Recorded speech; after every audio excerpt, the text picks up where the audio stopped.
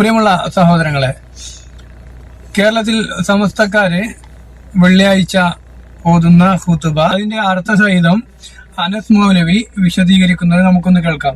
ഒന്നാമത്തെ ഖുതുബയിൽ പറയുന്നത്, അയ്യുഹന്നാസ് ഇത്തഖുല്ലാഹ ഇബാദല്ലാഹ് ഇന്നഹു ലൈസ അഹദുൻ അക്രമ അലല്ലാഹി മിൻ നബിയ്യി വലാ അശ്റഫ ഇൻദഹു മിൻ മുഹമ്മദിൻ നജിയ്യിഹി വസഫിയ്യിഹി وإنه لم يؤخر عند انقضاء مدته ولم يعمر عند حضور منيته ولقد أتاه في مثل شهركم هذا من رسل ربه الكرام الموكلين بقبل نفوس الأنام.